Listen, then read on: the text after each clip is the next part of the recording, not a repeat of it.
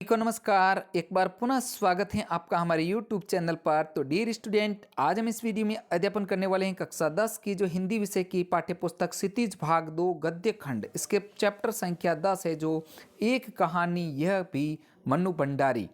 इस पाठ का संपूर्ण सॉल्यूशन इस वीडियो के माध्यम से हम करेंगे, यानी कि इस पाठ के जितने भी प्रश्न अभ्यास हैं सभी प्रश्नों के उत्तरों का आंसर इस वीडियो के माध्यम से हम करेंगे।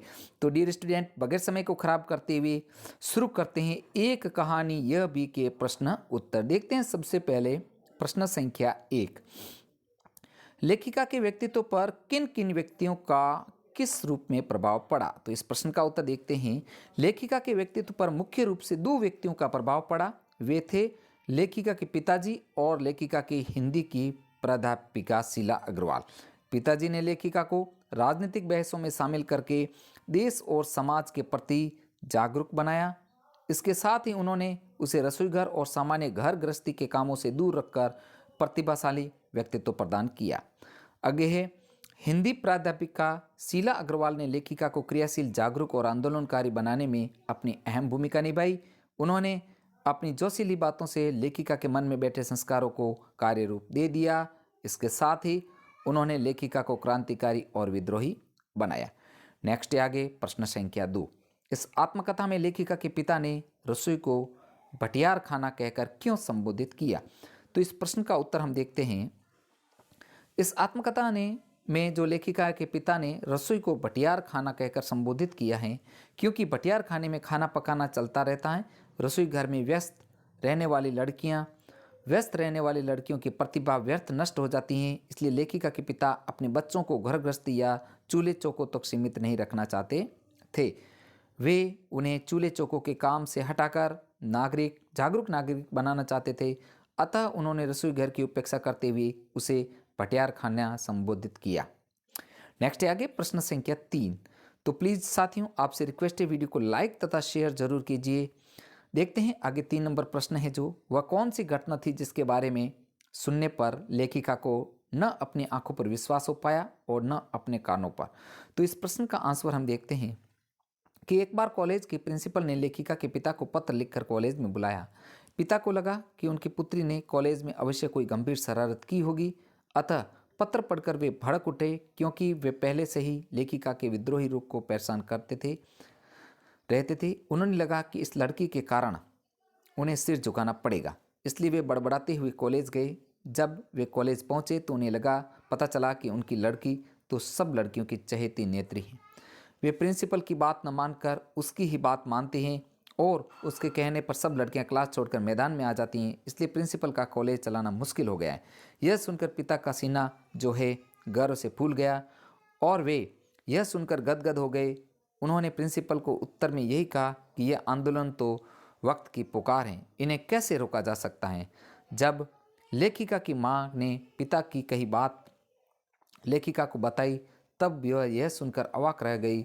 उस समय न उसको अपनी आंखों पर विश्वास हो रहा था और न अपने कानों पर। यह हकीकत थी। नेक्स्ट प्रिय विद्यार्थियों, अगला प्रश्न है जो 4 नंबर प्रश्न है। लेखिका की अपने पिता से वैचारिक टकराहट को अपने शब्दों में व्यक्त कीजिए। तो इसका अथवा में इस प्रकार भी बन सकता है कि एक कहानी यह भी पाठ के आधार पर बताइए कि लेखिका के अपने पिता से क्या वैचारिक मतभेद है। दोनों प्रश्न एक ही, आप दोनों का उत्तर एक ही आपको लिखना है। अब इसका उत्तर देखते हैं कि लेखिका के पिताजी का स्वभाव क्रोधी, शक्की और अहंवादी था। वे लेखिका को देश समाज के प्रति जागरूक बनाना चाहते थे, लेकिन वे उसे घर की 4 दीवारी तक ही सीमित रखना चाहते थे। लेखिका के पिता की यह सीमा स्वीकार नहीं थी। वह सक्रिय रूप से आंदोलनों में भाग लेना चाहती थी। लेखिका ने पिता की इच्छा के विरुद्ध विवाह किया था, इससे लेखिका की उनसे वैचारिक टकराहट थी। अब आगे है नेक्स्ट है प्रश्न संख्या जो 5, इसको हम देखते हैं। 5 नंबर प्रश्न है, इस आत्मकथ्य के आधार पर स्वाधीनता आंदोलन के परिदृश्य का चित्रण करते हुए उसमें मन्नू जी की भूमिका को रेखांकित कीजिए। तो यहाँ पर इस प्रश्न का उत्तर देख लेते हैं। सन 1942 से 47 तक का समय स्वतंत्रता आंदोलन का समय था। इस काल में पूरे देश में देशभक्ति की भावना अपने पूरे जोश के साथ बह रही थी। जगह जगह पर आंदोलन हो रहे थे, जुलूस और प्रभात फेरियां निकाली जा रही थी। स्कूल और कॉलेजों के विद्यार्थी अपनी अपनी कक्षाओं को छोड़कर जुलूसों और प्रभात फेरियों में शामिल हो रहे थे। ऐसे देशभक्ति के वातावरण में मन्नू भंडारी भी अपना उत्साह और जोश दिखाने में पीछे नहीं रही। आगे है, उन्होंने अपने पिता की इच्छा के विरुद्ध जुलूसों और प्रभात फेरियों में खुलकर भाग ही नहीं लिया, बल्कि सहपाठियों और सहयोगों को भी भाग लेने के लिए प्रोत्साहित किया। लड़कों के बीच उन्होंने खुलकर नारेबाजी की, भाषण दिए। इतना ही नहीं, उनके इशारों पर पूरी कॉलेज की छात्राएं आंदोलन में भाग लेने के तो सक्रिय हो गई। इस प्रकार इन आंदोलनों में मन्नू की भूमिका एक सक्रिय स्वतंत्रता सेनानी की रही। आगे है बच्चों, रचना और अभिव्यक्ति से संबंधित जो प्रश्न है, प्रश्न संख्या 6। लेखिका ने बचपन में अपने भाइयों के साथ गिल्ली डंडा तथा पतंग उड़ाने जैसे खेल भी खेले, परंतु लड़की होने के कारण उनका दायरा घर की चार दीवारी तक सीमित था। क्या आज भी लड़कियों के लिए यह स्थितियां ऐसी हैं या बदल गई हैं? अपने परिवेश के आधार पर लिखिए। तो इस प्रश्न का उत्तर हम देख लेते हैं। मन्नू भंडारी जिस दौर में अपने भाइयों के साथ गिल्ली डंडा तथा पतंग उड़ाने जैसे खेल खेलती थी, उस दौर में एक औरत के लिए यह सब करना उचित नहीं माना जाता था। पहले के समय में महिलाओं को केवल घर के दायरे में रखकर ही काम करना पड़ता था। महिलाएं केवल एक अच्छी बेटी, पत्नी और माँ की भूमिका निभाती थी। लेकिन समय ने करवट ली। आज जिस दौर में हम रह रहे हैं वह लेखिका के ज़माने से बहुत अलग हैं। आज 21वीं शताब्दी की नारी हर उन उपलब्धियों को हासिल कर रही हैं जो कुछ समय पहले केवल पुरुषों तक सीमित थे। आज की महिला सभी पुरानी बंदिशों को तोड़ चुकी हैं। नेक्स्ट है आगे, प्रश्न संख्या 7 है जो, मनुष्य के जीवन में आस पड़ोस का बहुत महत्व होता है, परंतु महानगरों में रहने वाले लोग प्राय पड़ोस कल्चर से वंचित रह जाते हैं। इस बारे में अपने विचार लिखिए। तो इस प्रश्न का उत्तर है, पड़ोस कल्चर एक अलग प्रकार का आनंद देता है। कुछ जादू हैं इस प्रकार के कल्चर में। पड़ोसी हमें आत्मीयता सिखाते हैं, हमें साथ रहने की कला सिखाते हैं। अच्छे पड़ोसी बुरे समय में हमारी मदद करते हैं, लेकिन महानगरों में रहने वाले लोगों का रहन सहन बहुत अलग है। महानगर में लोग अकेला रहना पसंद करते हैं, वह समाज से कटे कटे रहते हैं। महानगरों में रहने वाले लोगों को पड़ोस कल्चर के बारे में कुछ नहीं पता है। आगे है प्रश्न संख्या 8, हम देखते हैं। लेखिका द्वारा पढ़े गए उपन्यासों की सूची बनाइए और इन उपन्यासों को अपने पुस्तकालय में खोजिए। तो इसका उत्तर है कि लेखिका द्वारा पढ़े गए उपन्यासों में त्यागपत्र, सुनीता, जिनेंद्र जी, शेखर एक जीवनी, अज्ञे जी, चित्रलेखा, भगवती चरण वर्मा आदि हैं। इसके साथ ही लेखिका ने शरत, प्रेमचंद, यशपाल आदि के साहित्य को भी पढ़ा। प्रश्न संख्या जो 9 है, आप भी अपने दैनिक अनुभवों को डायरी में लिखिए। तो यहाँ पर जो आप भी अपने, तो मेरे विद्यार्थियों, आपको ये अपने खुद के अनुभव हैं जो अपनी डायरी में आपको लिखने हैं कि आप दिन में क्या करते हो, कैसे करते हो। जो भी अपने अनुभव हैं वो अपनी डायरी में लिखना, स्वयं लिखना है। तो ये स्वयं करो आपसे संबंधित जो क्वेश्चन का आंसर है। अब आगे देखते हैं, भाषा अध्ययन के संबंधित प्रश्न हैं।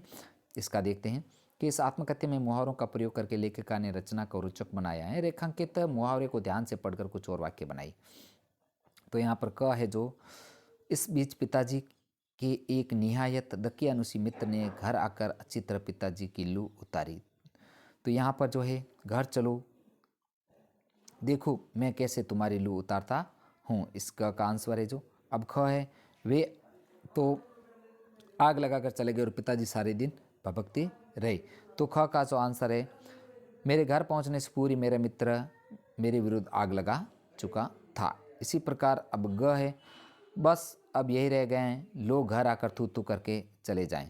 अब इसका जो आंसर आपको लिखना है, जब लोगों ने उसके दुराचार की बात सुनी तो वे थू थू करने लगे। और नेक्स्ट है अगला घ, पत्र पढ़ते ही पिताजी आग बबूला हो गए। तो इस ग का जो आंसर आपको लिखना है, परीक्षा परिणाम पत्रक देखते ही पिताजी आग बबूला हो गए। तो प्रिय विद्यार्थियों, इस प्रकार हमने जो इस वीडियो में कक्षा 10 की जो हिंदी विषय की पाठ्य पुस्तक हैं, इसके जो गद्य खंड की इसके पाठ संख्या जो है, एक कहानी यह भी मन्नू भंडारी द्वारा रचित है। इस पाठ का संपूर्ण सॉल्यूशन हमने इस वीडियो के माध्यम से किया है।